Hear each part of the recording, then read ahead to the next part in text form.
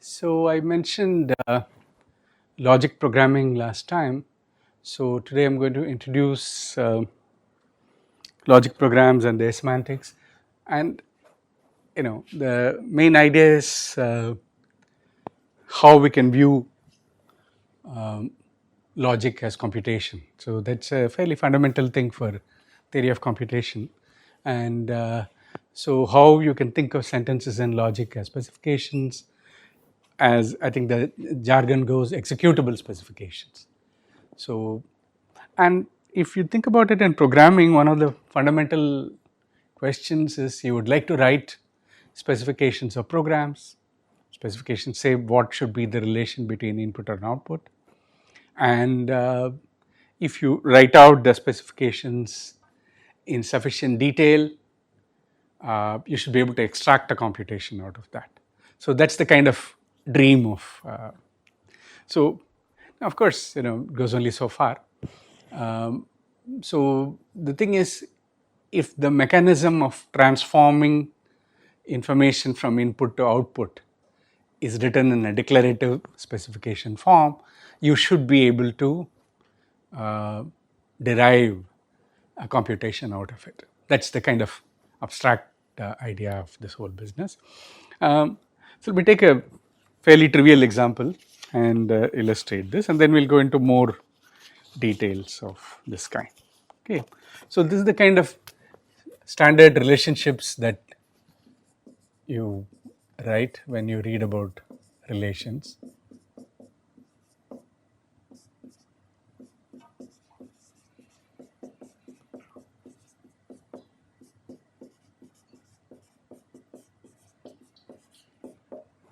X is grandparent of Y if X is parent of Z and Z is parent of Y, right? Naturally. And then, let me write parent of X, X is parent of Y, if let's say X is father of Y, or of course mother of Y. So the implication is going backwards, right? So this is X is grandparent of Y provided X is parent of some Z and Z is parent of Y, right? And there exists Z sitting here, right? The quantification on the right is there exists Z. So this is for all X for all Y, X is grandparent of Y if. Now you can see that when you have implication, the existential quantifier and the premise works out correctly. Now, of course, we are writing in clausal form, so you take first order formulas, columnize and bring it down to this clausal form. So in general, you have literals here, and you have some atomic formula provided some conjunction. The right hand side is, so the conjunction of all this implies this is how you read. This is what we have been talking about, and so think of it as a database, right? So you have a whole lot of relationships here. Some mother of A is B, father of A. Oh, A is mother of B, C is father of B, and some D is mother of C,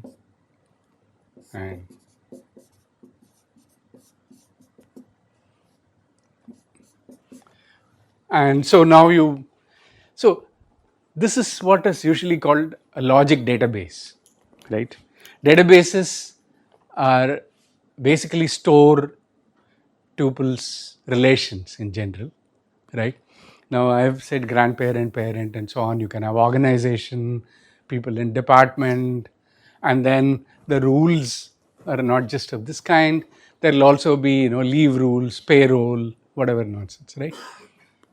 And so in general, your database is going to have what are called facts. So these are the tables that are there in your database, and then you have relationships between the. So if you actually read the database theory, it's talked about in terms of what is called the relational calculus. And so And then you have queries, right? Queries are, you want to know uh,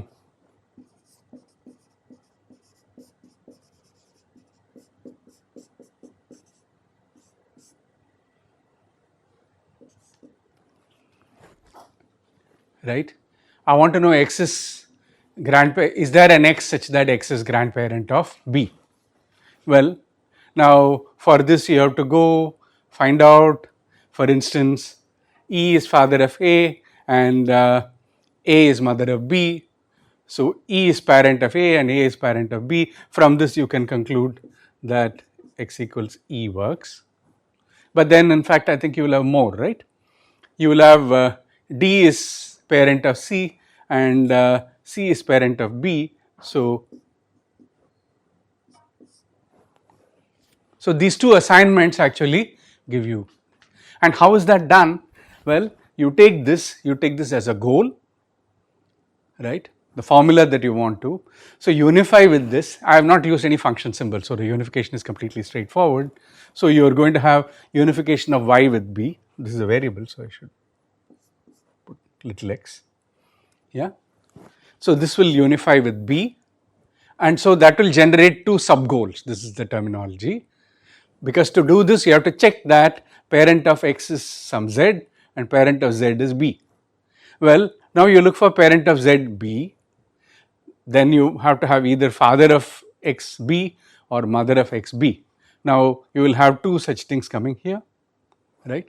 So one will generate a and the other will generate c, and then now you have to check x c, and x c gives you mother and you get d. So that is actually the process of resolution and unification. This is the main idea. Sir, Yeah. sir, is like father, mother. These are relations. Yeah. Relations. Well, they are predicate symbols for us, right? The interpretation of a binary predicate symbol is a binary relation, right?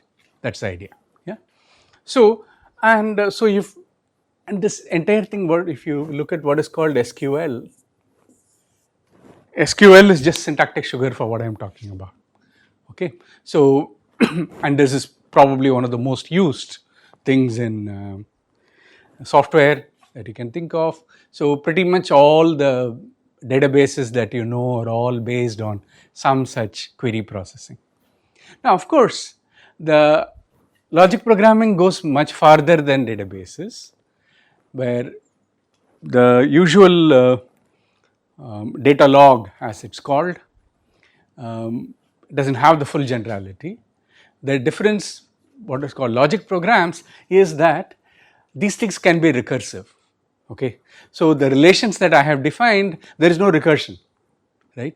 Grandparent occurs to the left, but it not occurs to the right, right? But once you have parent occurring both to the right and left, you can always replace this way. There is no recursion involved. But like I said last time, you can write programs like this.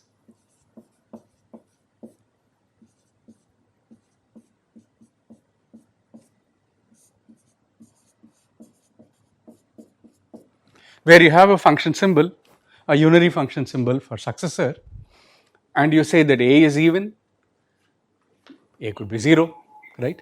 Some particular is just something to stop the recursion, right?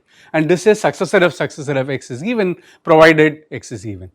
Now, again you can try to argue that even successor of successor of successor, let me put s to the 4 if you like.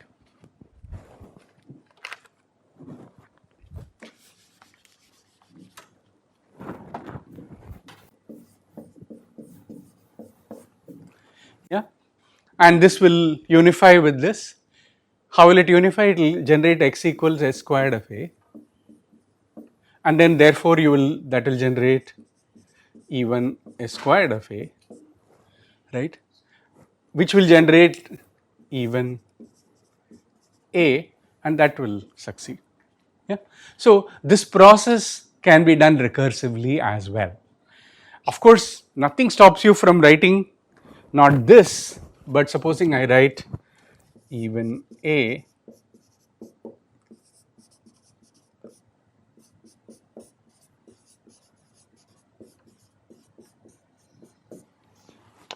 Yeah, nothing stops you from doing this.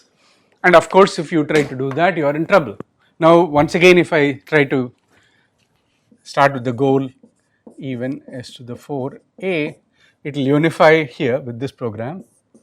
It will generate even s to the 6a, even, and it will just go on forever into an infinite loop. And that's okay. Programs in general, you write programs, some of them are terminating, some of them are looping forever. Part of life as far as programming is concerned, and unfortunately there is no automatic way to determine whether an arbitrary program loops or not either. But the point is that with this simple idea that you work only with atomic formulas, right, literals, right, and you have positive literals on the left hand side, I have not even used negation here. Now you can of course use negation here with even our little example, right. For instance, I can say even of a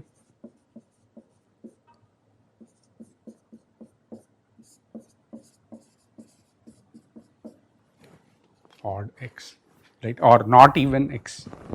That's more fun.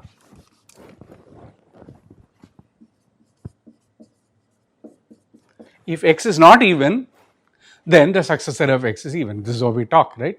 If a number is odd, well, now what is it going to do, right? In general, supposing now I try to even s to the 4a, my favorite.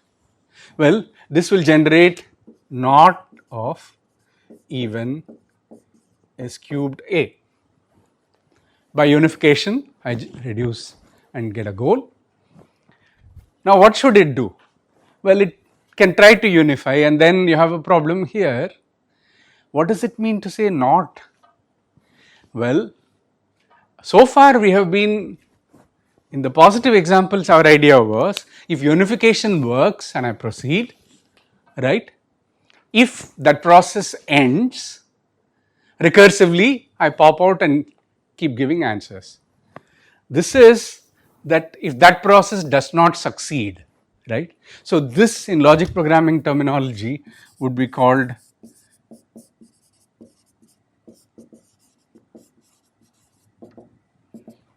negation as failure, right. If you try to do even s cubed of a and you fail, so what you do is you try to do even,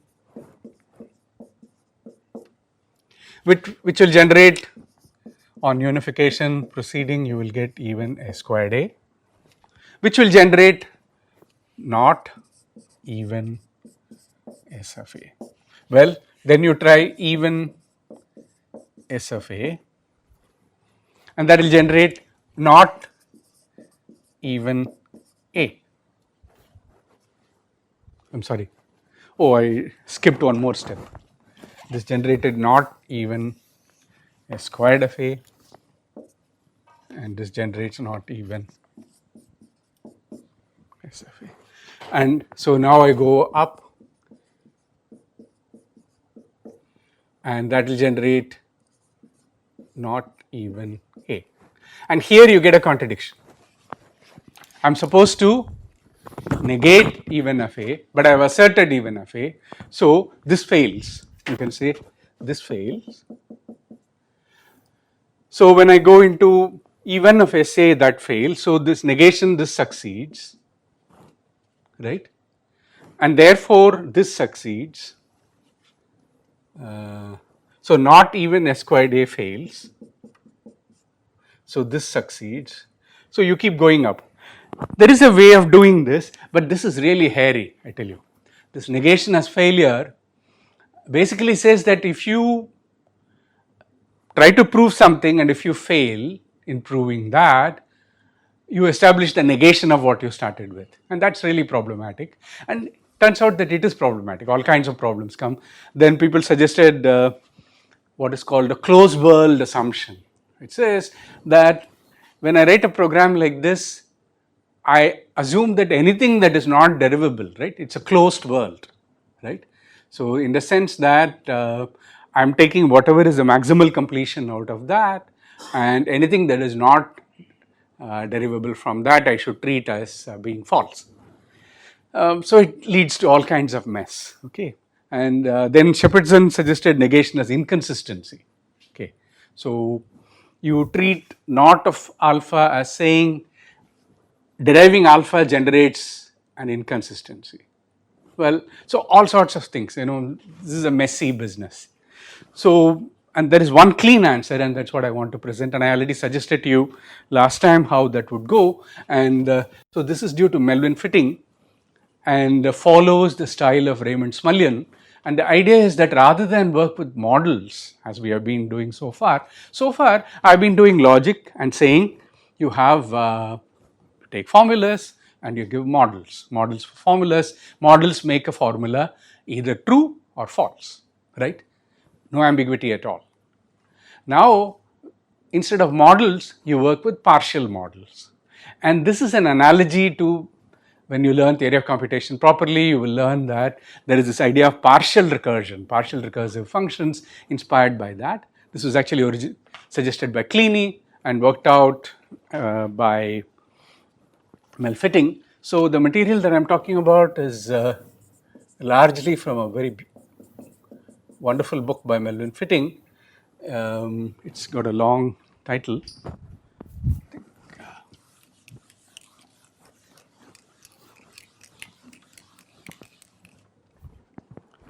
Computability, semantics,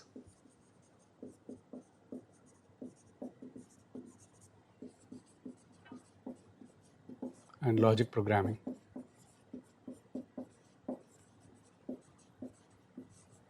Maybe computability theory, 1987, I think Oxford University Press.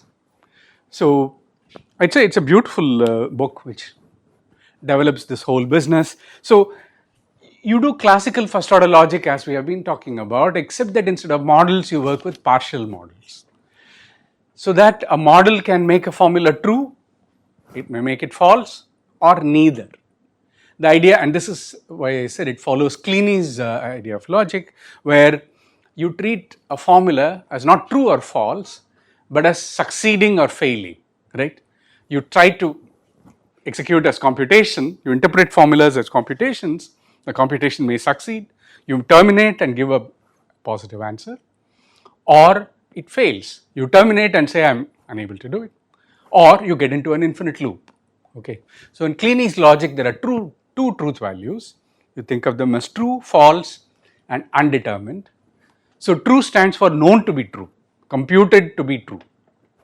False is computed to be false. And undetermined is in the process of trying to determine it, I have gone into a loop. So this is the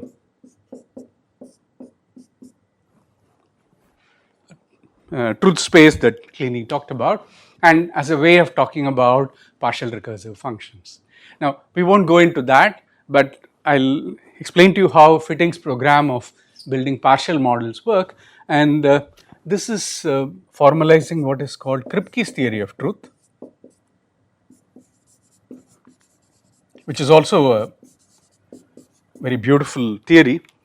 We won't have much to do with it in this course, but I just wanted you to get an experience at least once of seeing that the way we have built models and truth is the Tarskian way, and that's not the only way. There are other ways of doing things. So in Kripke's truth, way of determining truth of sentences, there are no models. There are only some operators, and so you will see. Okay, so that's a very elegant way of doing things, and it works very nicely for logic programming. So, and it also shows the connection between logic and computation in a nice way.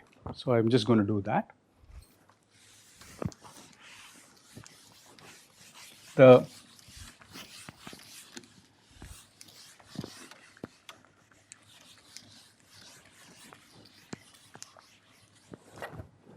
So your program P is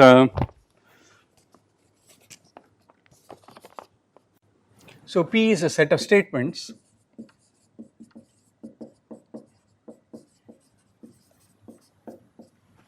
and of the form. So typically you have So let's not worry about clausal form, right? It's just some first order formula, right? Only thing is, let's not have implication and so on. So it's just a it's a Zoll formula. Quantification is all implicit, right? There are no quantifiers. So you have variables, terms, literals, conjunction, disjunction, that's all, right? It's quantifier free, but it's got, you've done your Skolomization, right? It's some complicated formula. And we will assume that if you have any predicate symbol occurring on the right hand side, it occurs on the left hand side as well, right? So that you have some definitions, right? It's not strictly necessary, and yeah. And then you have this notion of Herbrand universe of P,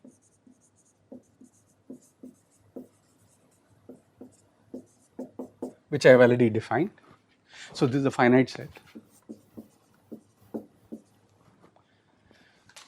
of statements of this form. Exactly, and this is how we have been writing, right? Think about our even and so on, they are all examples of this kind, right? So what is the Herbrand universe? Well, take all the terms, right? Take the constants. If there are no constants, put an A or something like that, some new constant symbol, and look at the function symbols. Like for instance, successor is there, right? In our case, what was for the even example, what was the Herbrand universe? A, successor of A, successor of successor of A, and so on. And that's the Herbrand universe. Yeah.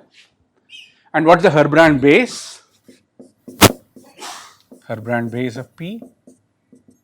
Well, even of A, even successor of A, because that is the only predicate symbol we had.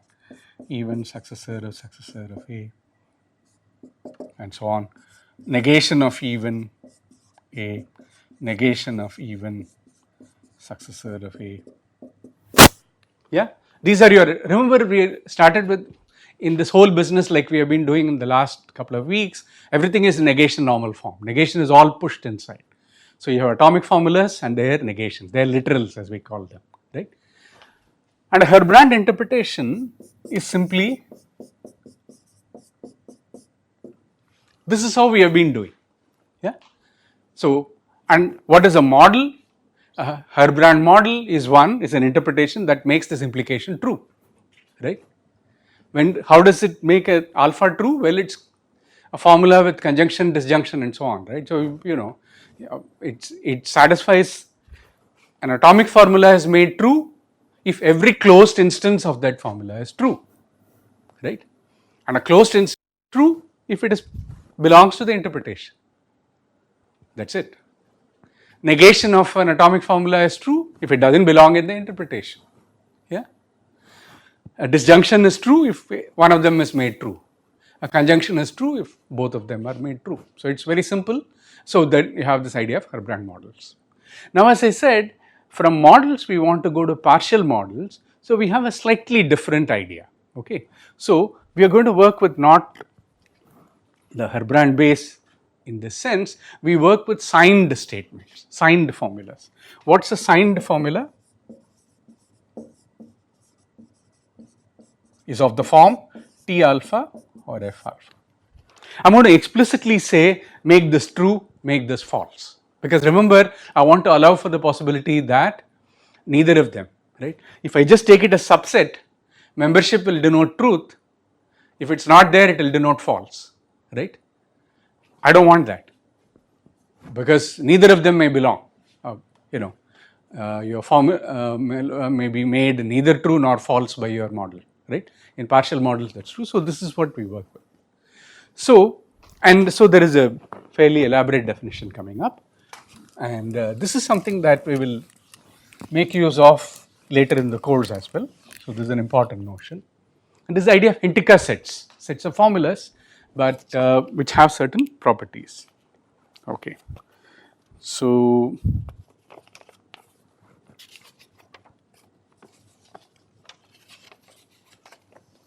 yeah, let S be a set of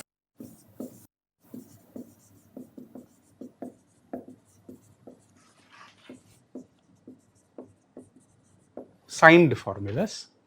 Some of them it's put true, some of them false, whatever, right? It's just a set. We say S is downward saturated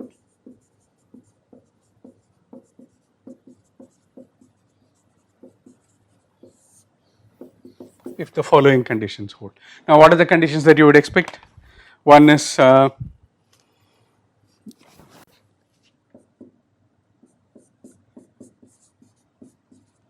it's natural, right?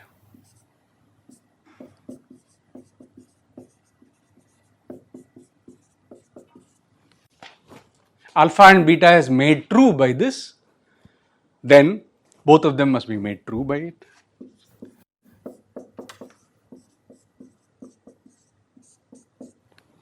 Alpha and beta is made false by it, then one of them must be made false by it. It's the most natural conditions that you can think of. T alpha or beta belongs to S, T alpha belongs to S, or F alpha, T beta belongs to S.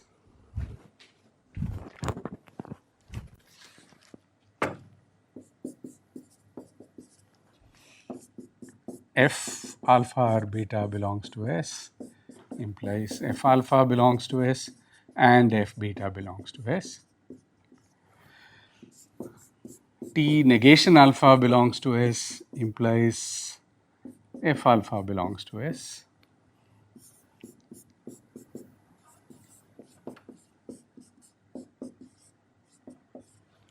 And this, if you think about this I mean in Kleene logic, I told you that the negation of 1 is 0 and the negation of 0 is 1.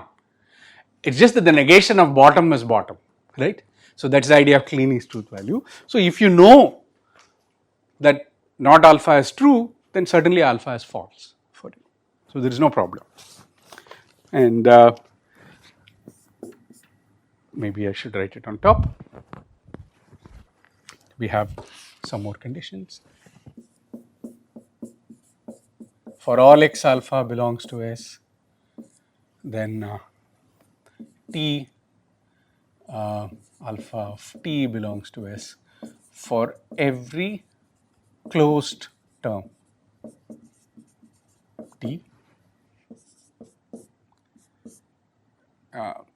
F for all x alpha belongs to S implies F alpha of T belongs to S for some closed term T.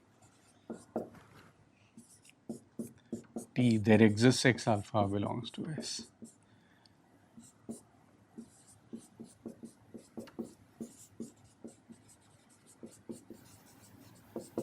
And lastly,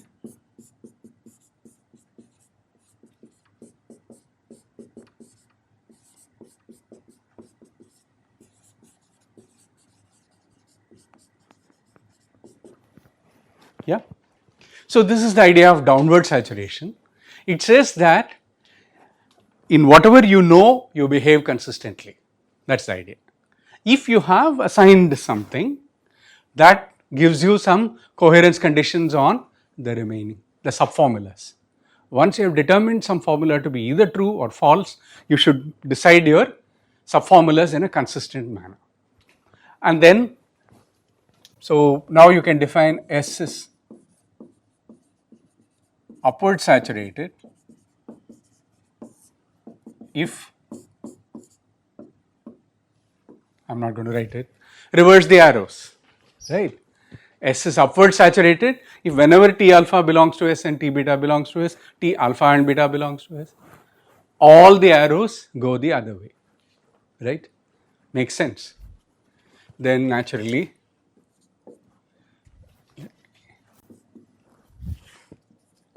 when do you say S is saturated? If S is downward saturated and upward saturated. Yeah? Most natural definition you can think of. And so maybe I can even remove some of these things. It's natural to know what it is.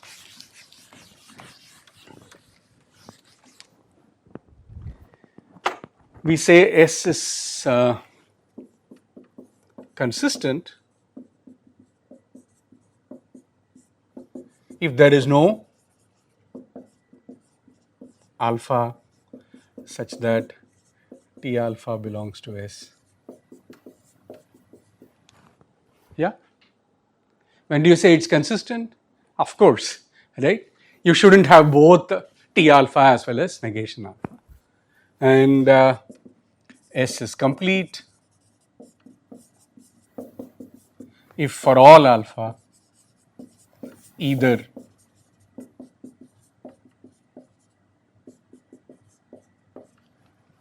yeah, and you say that S is a model set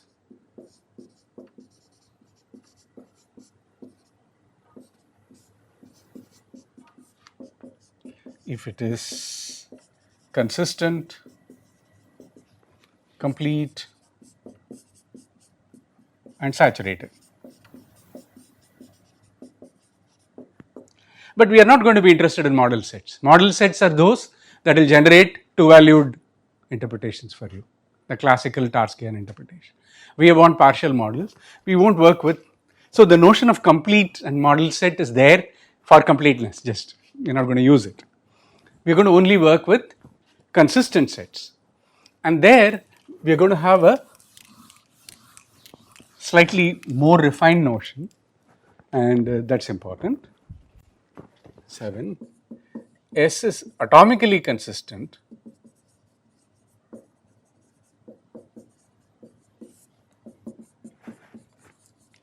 if there is no atomic formula alpha such that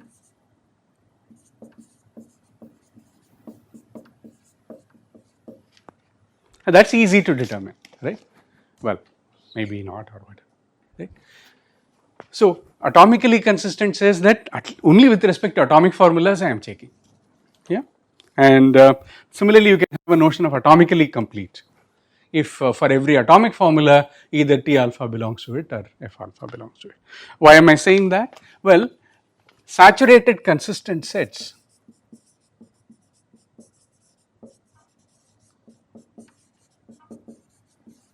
exactly correspond to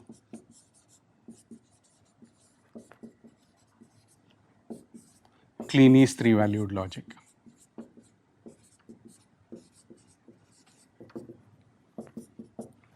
That is, if S is a saturated consistent set, I can define a valuation V of S to be alpha is 1 if T alpha belongs to S, 0 if F alpha belongs to S, and bottom otherwise. And then you can check that this valuation is satisfies all the properties of Kleene three-valued logic. It really behaves like that truth space that I talked about. Okay. Anyway, that is a curiosity. We are not going to go, as I said, go into Kleene's thing. So this is what we are going to work with: saturated consistent sets in lieu of models, and that's going to be the kind of partial models that you work with. So the important idea is that they behave pretty much like models, except giving up on completeness.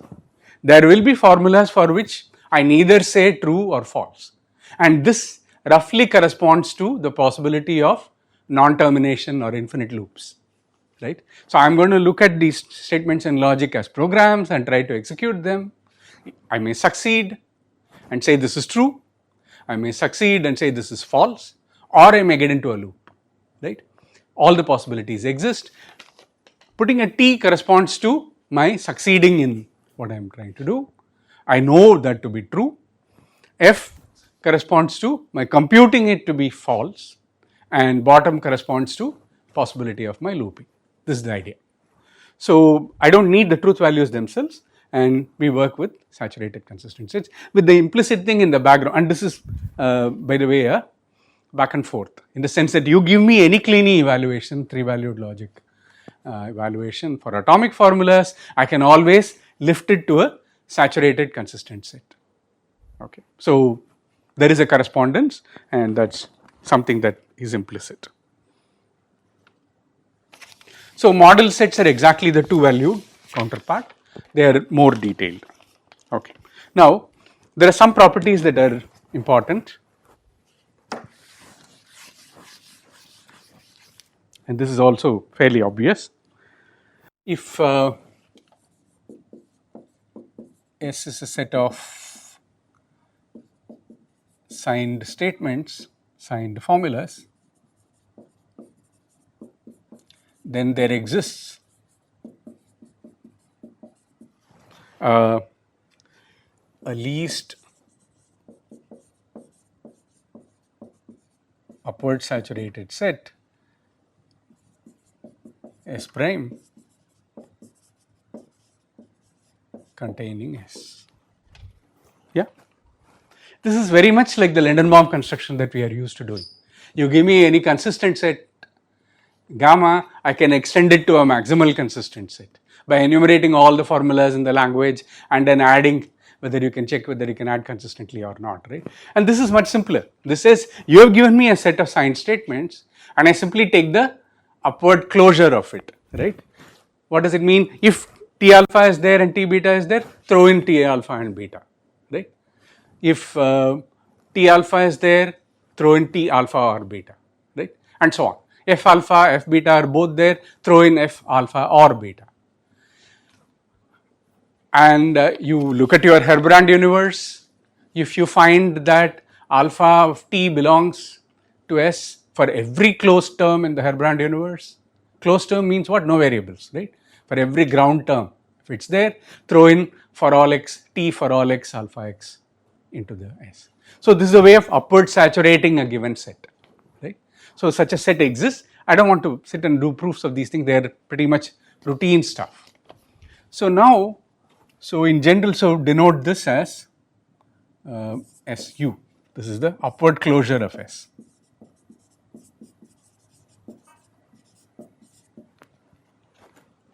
And now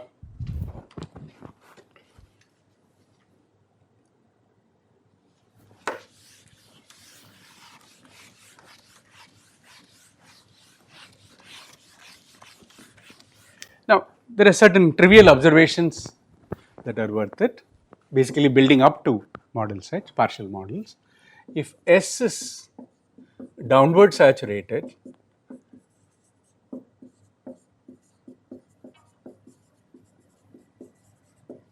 obviously you start with a downward saturated set, then its upward closure is both upward saturated and downward saturated, so it's actually a saturated set.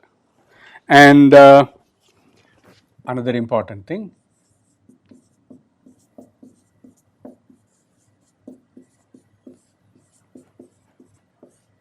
this idea of upward closure is monotone, right? As you add more formulas, right, the upward closure will only add more formulas, nothing will decrease. That's very reasonable. And what else? This is very important. If S is downward saturated and atomically consistent,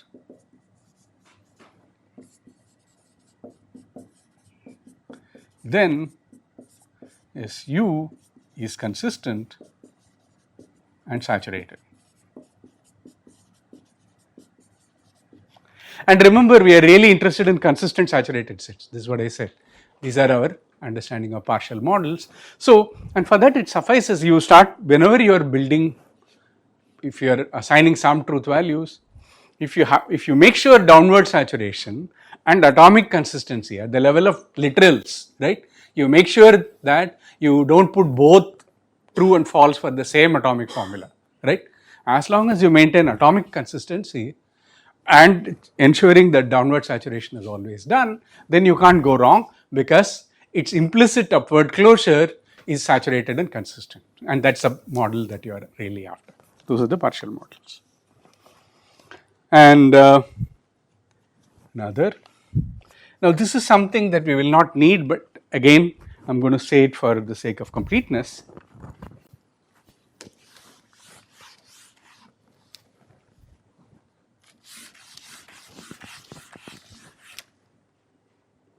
So like I said, consistent and saturated. Those are the ones that we are after. But it's worthwhile noting that if S is atomically complete,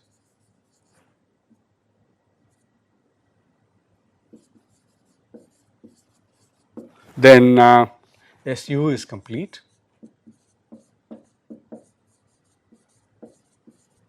And if S is every downward saturated and atomically consistent,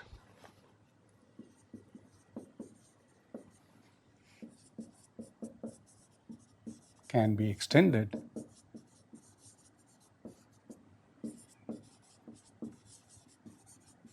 to a model set.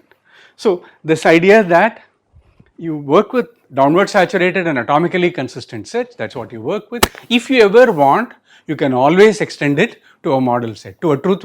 There are two valued models that are there, but that is like, that's the point I was trying to say. There are many ad hoc ways that you can complete, where you treat non-termination as false, for instance. You can do, like negation is failure is something that I said, right? It can always be extended to a model set, but you know, so you can give two valued semantics if you want, but that is by taking your downward saturated and atomically consistent set, first atomically complete it. For all atomic formulas, you make some arbitrary decisions, right, by putting it in. And once you have made the decision, it will be atomically complete, and then you can, its upward closure will be complete, and outward closure is saturated. It's complete and saturated and consistent, and therefore you have a model set. So, but as I said, this is only to say that it can be done if you want, and you get a, fairly problematic semantics. That is a problem. So you only stick with this. Okay, and then, okay, so all this I have been saying, and I should have mentioned this. So a program, like I said, is a set of statements of this form, like I said, Pt1 through Tn alpha, and in fact you can take full, why Zoll, you can take, since we have given, right, full first order logic here, but without equality. Equality is a problematic thing. So we'll assume that you don't have equality, or you have equality in the following sense. So what we will do is, okay, or okay, let me introduce equality and tell you what we should do. So firstly, I'll also do some replacement. If I have something like this, anyway, since I'm bringing in equality, I'll rewrite it as, so let's say that this is using the variables y1 through ym,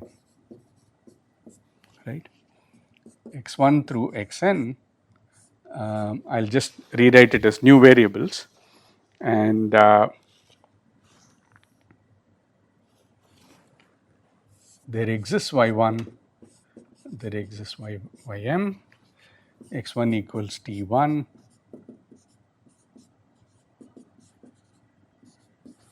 yeah. So let's rewrite the program in a normal form, where you make sure that the left hand side, the heads of clauses, are always using only variables, right, so that you don't have complicated terms, and you can even avoid unification after that. You just have to, so push it in, say x1 equals t1 and xn equals t1 and alpha, and whatever are the variables, remember, they're implicitly existentially quantified on the right hand side. And so this is the formula that you work with, and this, like I said, we can try to give. Now what happens for equality, right? We know that equality is a pain, right, because you have different expressions, and you have to make sure that your formulas, it should act as a congruence, right, in all the contexts. But as it turns out, what we have done with downward saturated sets takes care of this already. So only extra condition that I need to add, and let me add that as a condition. So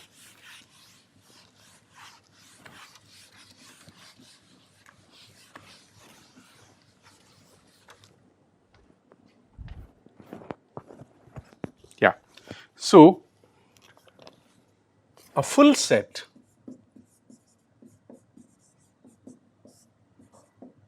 is a consistent set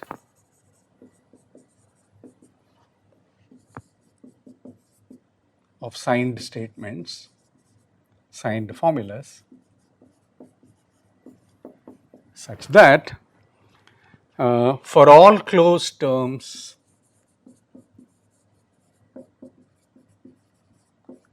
Tu, if T equals U, then T equals U belongs to S. If T not equals U,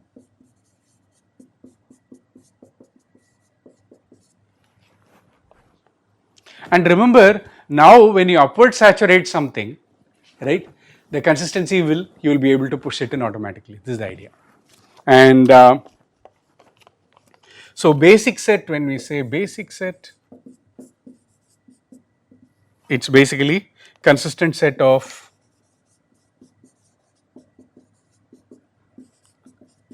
signed atomic statements, atomically consistent statements, formulas without equality. So basic sets is what we are interested in, and we will add all these formulas with equality, this is true and that is false, etc., to make full sets. That's the understanding. And now we say, so, and this, we also replace this by an equivalence. So this is the given formula, and this is the form in which you read this. Because remember, this is our definition, right? So we treat this as P x1 to xn is defined by this formula, right? That's how we are actually giving the semantics, and so I replace it by equivalence. And so now how does, what is truth in this? Let S be some set of assigned statements, and now we can say that in general S makes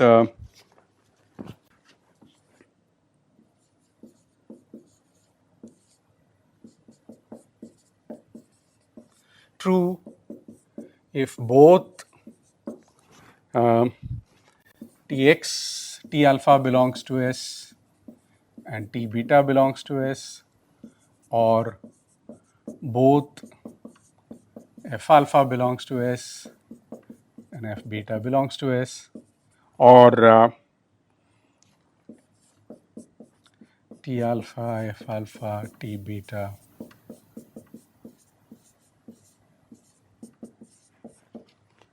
right. Either it should make, if one of them is made true, the other one is made true also.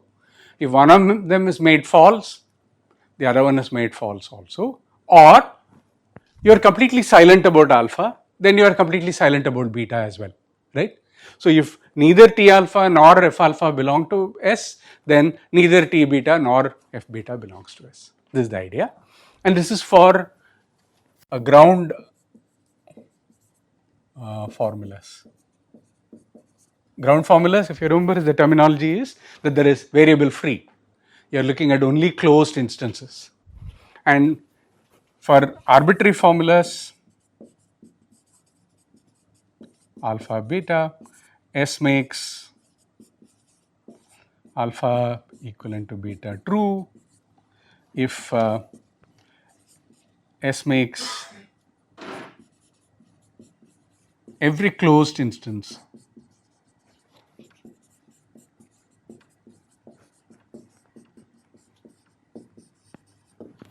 this is again the same as we do in Hebron models, right? So this is with variables, that particular a single statement in your program is made true if every closed instance is made true, and S makes conjunction of no statements are so gammas, let me call true if S makes each gamma I true. I mean, a program is a finite set of statements, right? So that's equivalent to the conjunction. So S makes the program true, assign the whatever.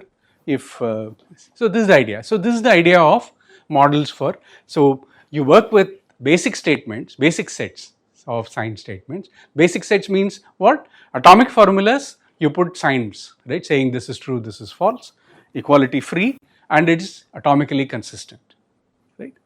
And that's it. And that's the natural idea of interpretation, right? For atomic formulas, you make a decision, right? Except that now you have implicitly three truth values. So you say some of them are true, some of them are false, some of them you are silent about, and that's it. And okay, maybe I can get rid of this.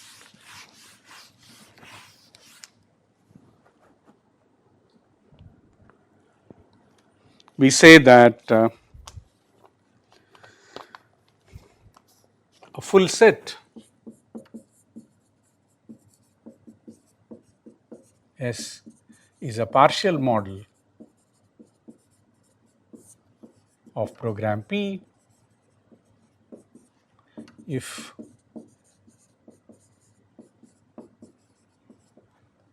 PR, if you like.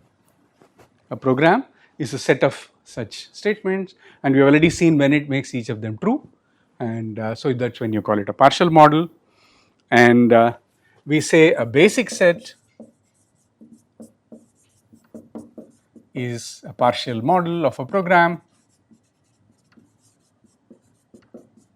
if the associated full set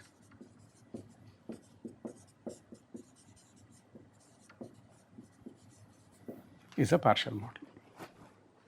So this is the idea of truth in logic programs. This is the final definition that we have arrived at. So we will look at signed atomic statements, which are downward, it's only atomic statements, right? Signed consistent signed set of atomic statements, that's your basic sets, and they are your partial models. If now by adding all that equality statements, right, and then taking upward saturation, you can maintain all these. That's it. So that's your idea of partial models if they make these things true. Any questions? So this is like, as you said before, this is completely analogous to partial recursive functions. Yes, that's the idea. It's set up that way that you can think of these as. So results in partial recursive functions will carry over here. Yeah, so that's why Fitting's book is called Computability Theory, Semantics and Logic Programming. So in the book he sets up fairly elaborate connections with computable functions, semi-computable functions, etc. But I'm not going there. This is just to show that you can state, for me the aim is more restrictive, to show that formulas of logic can be interpreted as computations, right? First, since it's a logic, I have to give semantics, and I have given semantics. Instead of models, now you have this idea of partial models. So this is the idea of the semantics now. So given any program, a basic set of signed statements constitutes a partial model, right? Except that it's partial in the sense that it may say true or it may say false or neither, right? This is the important difference. Now we have to give computational interpretation, and let's get to that. We are ready for, all the machinery is set up. Any other question related to partial models?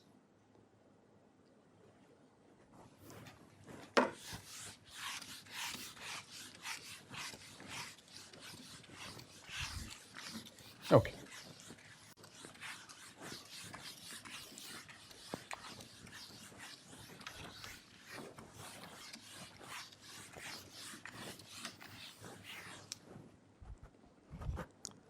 If we get back to our friend, yeah.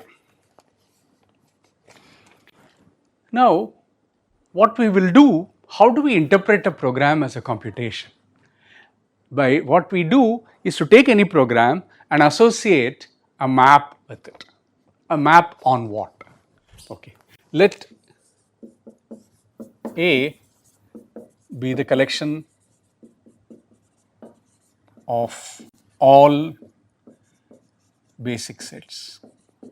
What are basic sets? Signed atomic sets of signed atomic state formulas, right?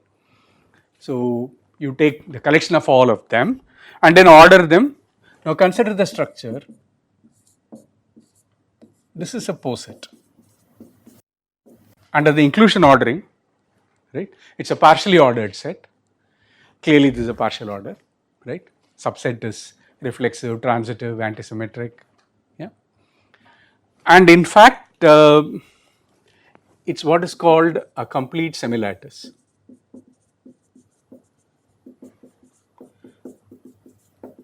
For the moment, let me just put within quotes and proceed. In a few minutes, I'll tell you what I mean by this. If you don't know it, for those who know it, it is something fairly. And so now, if you have a program, associated with that, take the set of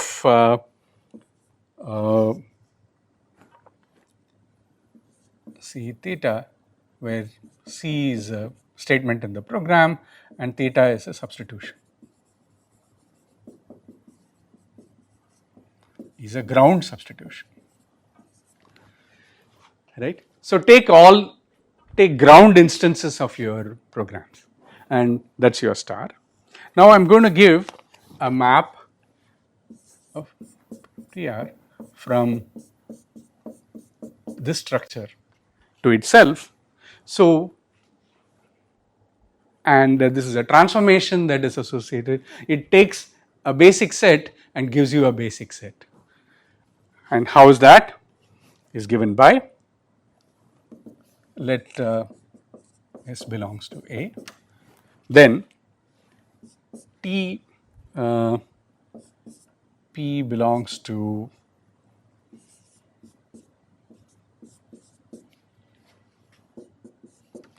so take an atomic, remember A consists of atomic statements, signed atomic statements, right? So take an atomic formula P.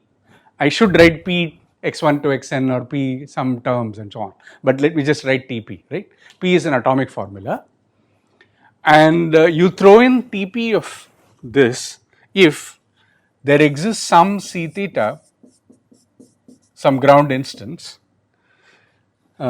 which is of the form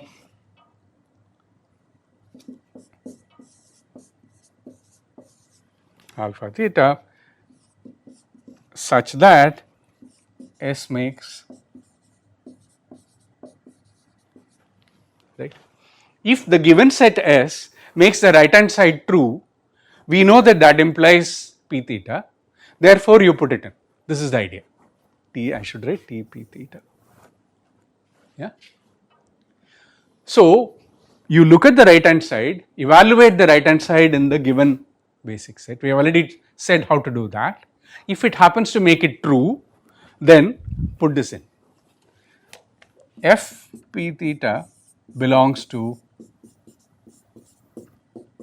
if for every C theta in the program of the form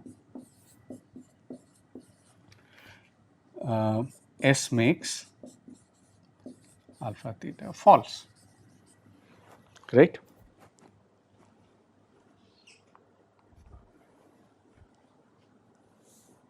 Yeah. Is it clear? And this is it. It's a very simple idea. This is what I showed you how the even wala program works, right? You want to find out something, first evaluate on the right hand side. If that is so, you plug it into on the left hand side. And this is a map from A to A. So you start with some S, apply the transformation, then apply it again, keep on doing it until when? Until you arrive at a fixed point, right? And that's the idea. So, and of course in the process you may go on forever, right? And what we will talk about is, do fixed points exist, right? So first note that if S is consistent,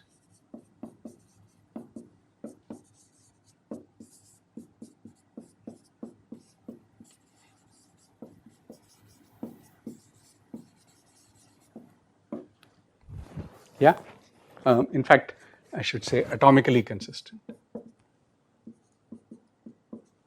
because I am working with basic sets. If your given set was atomically consistent, after applying the transformation, what you get is an atomically consistent set as well. How do you prove that? Well, it's fairly straightforward. Suppose for some program P, right, if you have P theta T P theta sitting there as well as F P theta, then what must be the case? Well, T P theta got in because there is a program on which the right hand side was made true, right? Alpha theta was made true. But then for that particular one, remember for all of them it must make alpha theta false for it Fp theta to get in, right? So S should make alpha theta false as well. That means that for a complicated formula, you've got T alpha theta as well as F alpha theta sitting inside.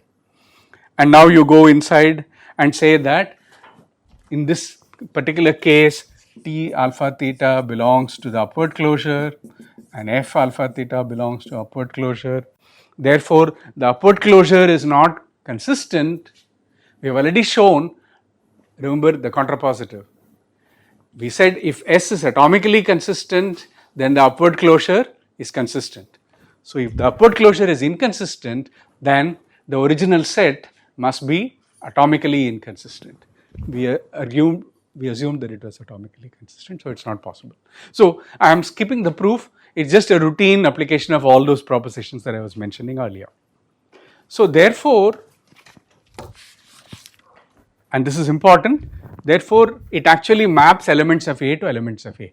If you gave it a basic set, which means it's a atomically consistent set, what it produces is an atomically consistent set as well. And then the next thing to observe is that S1 contained in S2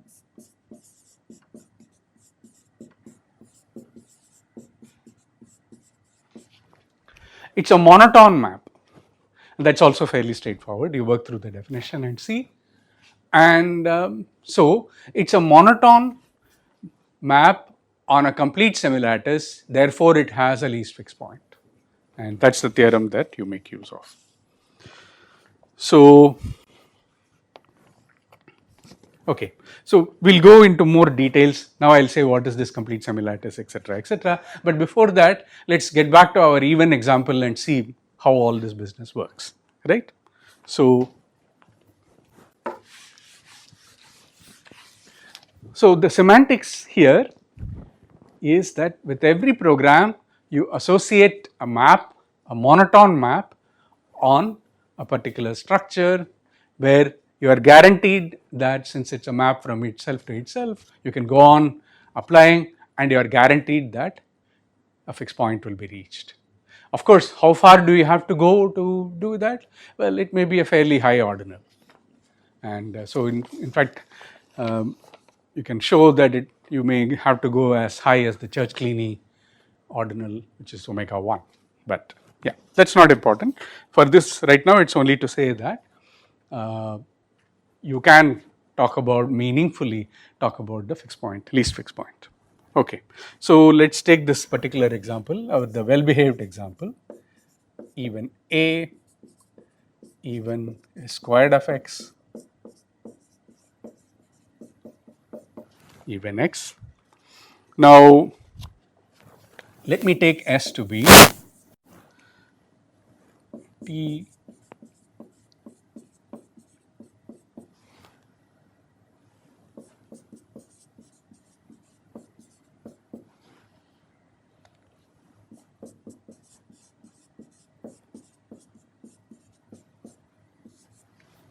let's convince ourselves that this is a basic set.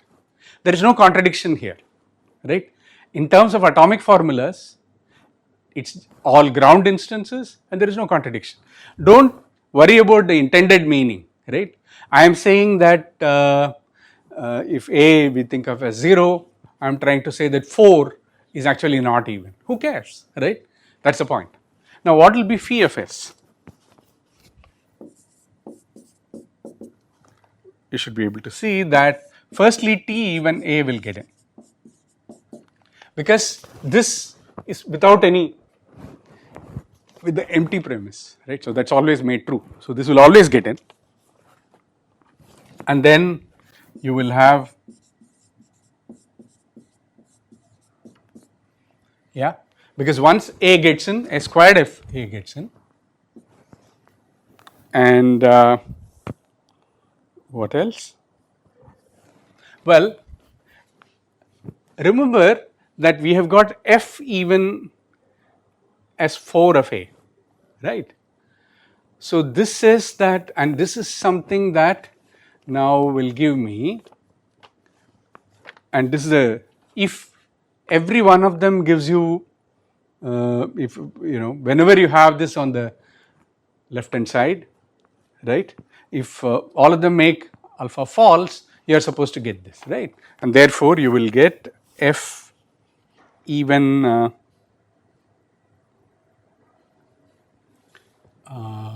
one moment. In fact, you get T A, I forgot this. Okay, so it's only one application. In this application, you don't get this. You get S cubed A, because we have said S of A is even. When I apply with this, I will get S cubed of A, and I will get F even S squared A. Yeah. And from this, when I apply even S to the 4A, I will get even A, since even S squared A, and since that follows from what you have F even A, I will get F even S squared A. Yeah. So this is one application. Now when I do one more application, right, even A will give me S squared A, and even S cubed will give me even S5, and now I have got T even S squared F even S squared. So the second round, right, you will start getting more interesting stuff. What will be the LFP, the least fixed point of phi? You will be able to see that what you get is, in fact, all the junk will disappear, and you will get only T even S even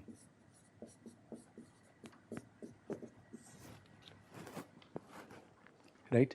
So as more and more stuff get thrown in, some of the initial junk will disappear, and when you reach the fixed point, you get only this.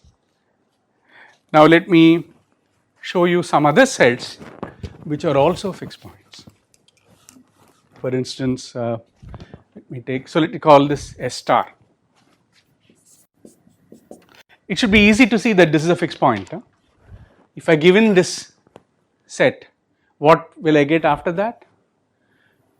Well, take any even S to the M of A, you will get even S to the M plus 2 of A, and that's exactly what you get here. So you won't get anything new, so it's a fixed point, and you can argue that it, in fact, any fixed point will contain this.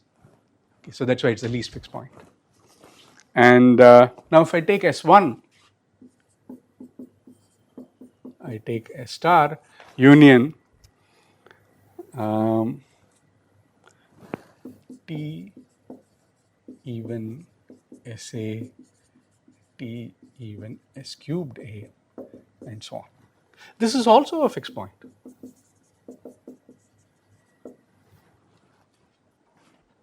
If you take this and apply S1, what is phi of S1? Well, you will find that, of course, a star is there, but in addition, since I have thrown in even SA, right, I have thrown in successor of A is even, that will generate S cubed of A, that will generate S power 5A, and so on, right. So And this is a partial model as well. It's a fixed point and it's a partial model. It's not the least fixed point, but because it contains the thing, but there are other fixed points. Here is another. So this is a partial model, and a star union F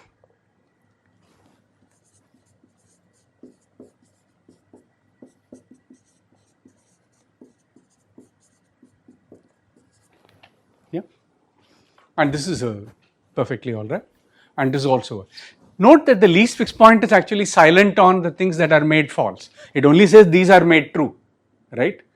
This one is another fixed point, and it actually explicitly says that 3 is not even, 3 is not even, 5 is not even, and so on.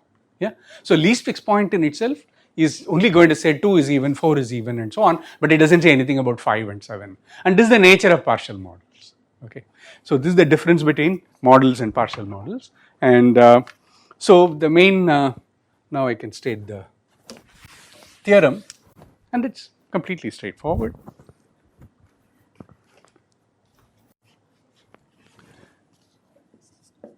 S is a fixed point of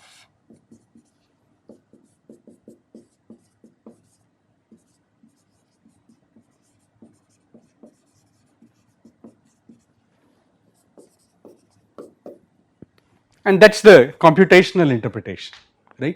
Your partial models are really, if you were to think of this computation as proceeding as a transformation, like we talked about in the case of factorial, or even you can write down and you can see how it goes.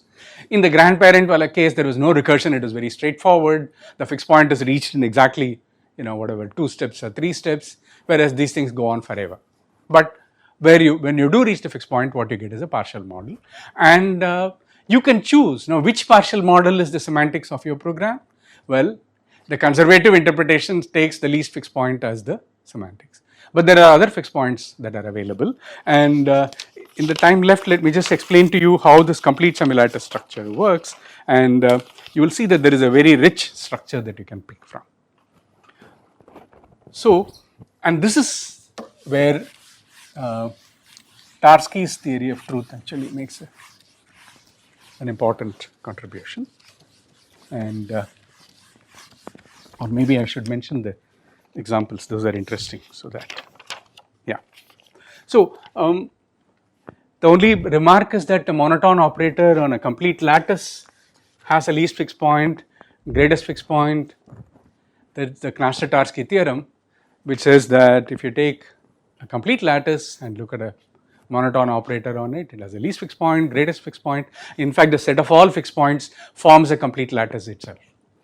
But the structure that we are looking at is not a complete lattice, because there is a bottom element, the empty set, but there is no top element, right? If you take consistent sets, if you take intersection, if you take 2 consistent sets, their intersection is consistent. But if you take 2 consistent sets, their union is not in general consistent, right? So this structure has infimums, right? Lower bounds and greatest lower bounds. Every non-empty set has a greatest lower bound, but it doesn't have supremum.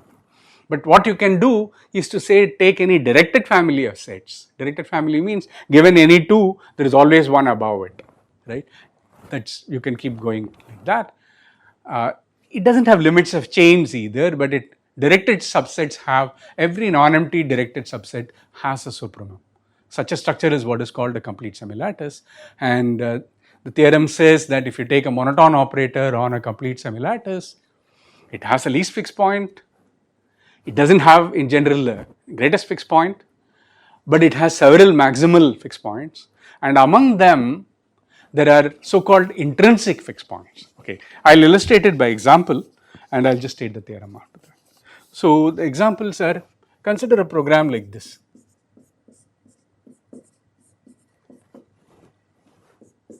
I mean, nothing stops you from writing a program like this. Yeah. What is the fixed point of something like this? Right? If you start with, so there are 2 maximal fixed points.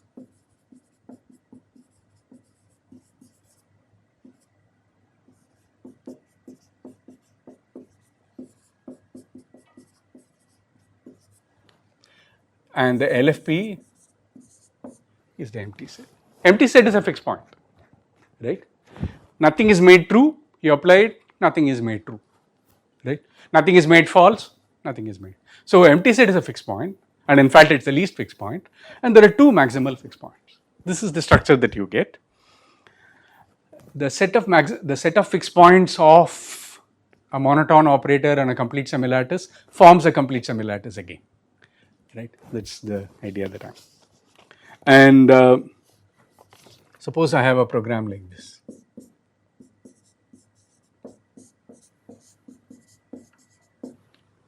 R holds provided R is false. Again, nothing stops you from writing something like this. And here, let S be any fixed point.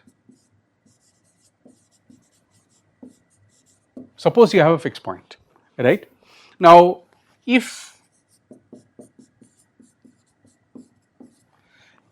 it makes some RA true, then f of not RA belongs to the upward closure of S, and therefore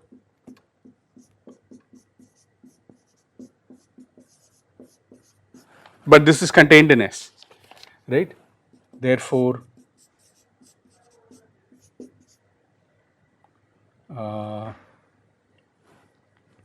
belongs to S, and that's a contradiction. Similarly, you can get a contradiction for this thing. So basically it says that the only fixed point is phi, right? And this is the important difference between the two. Both of them, the least fixed point is the empty set, right? See, this is Kripke's theory of truth when you take self-referential sentences. One sentence which says R, which says I am true, that has no truth value. Another sentence says I am false, that also has no truth value. But there is a difference between the two, which is that in both of them the least fixed point is the empty one, no truth values, but this has no truth value because both are possible, both true and false are possible. This has no truth value because neither is possible, right? So you reject both of them as having no truth values, but for different reasons, and all these are relevant in the way you give the meaning. Let's have other self-referential ones. So here is 3.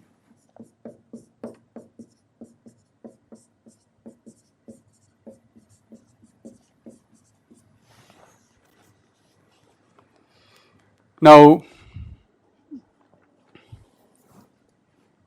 what is the situation here? LFP is again empty, but now if you have any if M is any maximal fixed point,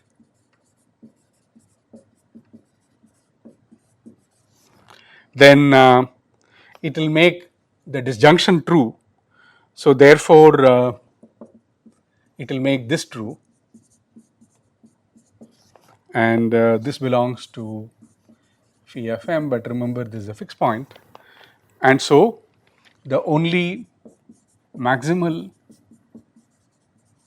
fixed point is TRA. And so this is also what is called the largest intrinsic fixed point. Okay, intrinsic fixed point is one that's compatible with any other fixed point. Okay, and so this is a statement which says that I am either true or false, right? And this, as far as that statement is concerned, well, the least fixed point again says it's self-referential and throws it out, saying it has no truth value. But you could consider a maximal fixed point which says that such a statement is always true.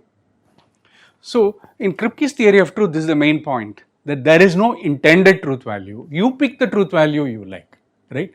You decide in your semantics whether you're going to take a conservative semantics, which means you use least fixed points, or you use more liberal semantics. And for computation, this is very important because I think Gayatri is here, she has worked on strictness. The least fixed points correspond to strict interpretations, right? And whereas the so-called intrinsic fixed points or maximal fixed points of different kinds offer you different kind of computation rules. There are eager computations, lazy evaluations. There are many computation rules, and they correspond to different kinds of fixed point structures that you're working with. I refer you to Fitting's book for looking at details of what I'm saying, because I'm just giving one lecture on this and there is a whole book out there, right? But the main point is that there is a uniform interpretation and a very nice computational interpretation that you can give. One more example, and I'll mention the theorem. So look at this.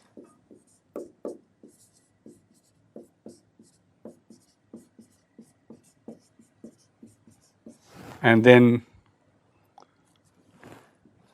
maybe, yeah.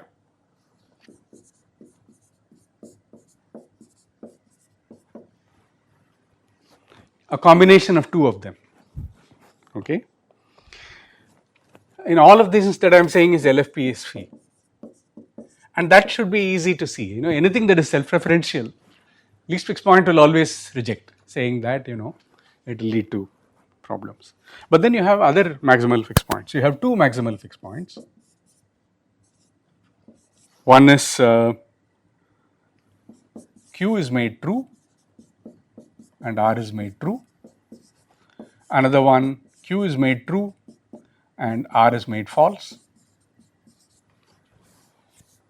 And so if you take the intersection of M, and that makes Q true.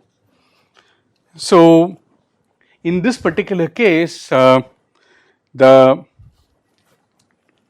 so this is one of those interesting cases where there is, among all maximal fixed points, there is a candidate to consider, and that is the intersection of these.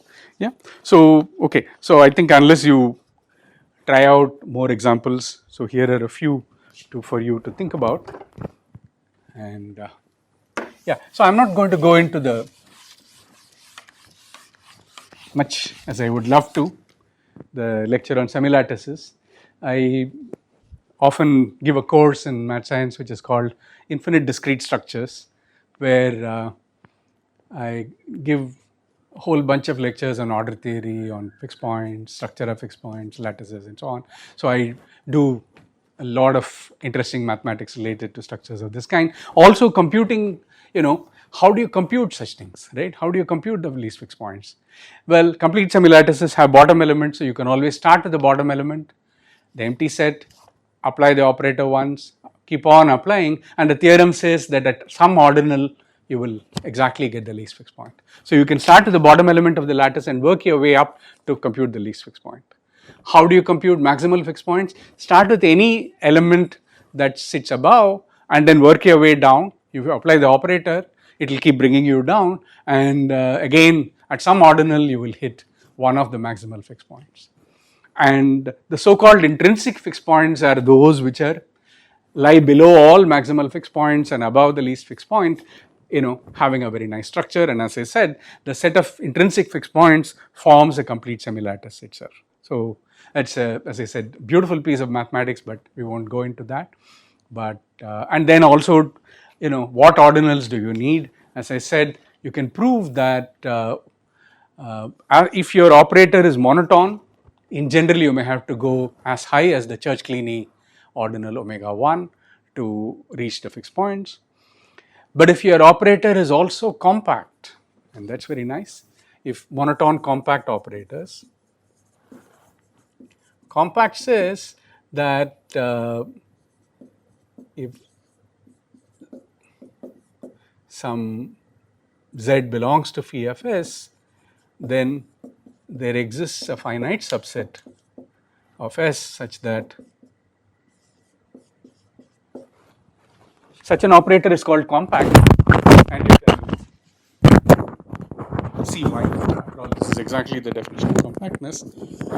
So monotone compact operators have a different name. They are called continuous. When you have an operator from a set to itself, in this particular case semi-lattice, you call them as continuous. You can show that they are continuous in precisely the standard sense, namely that they preserve limits. If you take any directed family, phi of the, so it basically says if I take a directed family of sets, this is called preserving limits, is usually what is called continuity. So monotone compact operators are exactly those operators for which the least fixed point is computed exactly at omega. Which means what? Then if I start with the bottom element and I go on applying the operator in finite time, though I cannot bound it, I will actually reach the least fixed point for continuous operators. In the theory of programming languages in general, it's set up in such a way that if you take horrible stuff like C++, if you like, right, or Java or whatever, but they're very hard to give semantics to. But if you take some simple programming language and try to give semantics, you can actually give semantics in terms of continuous functions and show that least fixed point is exactly computed at omega. For logic programming in general, you cannot do. Identifying forms of negation by which your operators are not just monotone but are continuous is a fairly hard problem. And so in the theory of logic programming, there is this work on stable models, whole lot of very nice work to exactly pin down these. But as I said, that's a topic for another, a mini course altogether. So I'm not going to go into this. So this lecture was only to say that there is a nice relationship between logic and computation, which can be precisely pinned down if you want to go after it. And logic programming is one formalism that explicates this connection very nicely. Generally in programming languages where it's not logic but imperative programs with while, do and loop and recursion and procedure and call by name, whatever, it's much more complicated. There the connection is given by a lovely theorem of Dana Scott, which shows that the computable functions are exactly the continuous functions. So in this particular case, as I said, I talked about the specific instance of that where Mel-fitting shows that monotone compact operators correspond to continuous operators for which least fixed point is computed at omega. So this is a fairly deeper, there are some deep theorems here, and as I said, it takes some good work. So I am not going to go much further into this. This is a kind of landing point for me because we started with the notion of deduction, went into natural deduction, sequent calculus and resolution. Resolution inspires logic programming, and a general reading of logic programming takes you to a full complete interpretation of computable functions of some kind. And so showing the relation between deduction and computation, and I will stop there. So from next time we are going to get back to model theory. There were a whole lot of things that we talked about definability, indefinability, etc., and moved on. So I want to get back to that and look at some of those questions back again. And that looking at model theory will also take us into so-called finite model theory, which is a very important connection to complexity theory. So that's important for theoretical computer science. So that's what I want to take up. So I'm not going to go much further into proof theory. So we started with a little bit of model theory and then we did some bit of proof theory. So now we are going to get back to model theory from next class.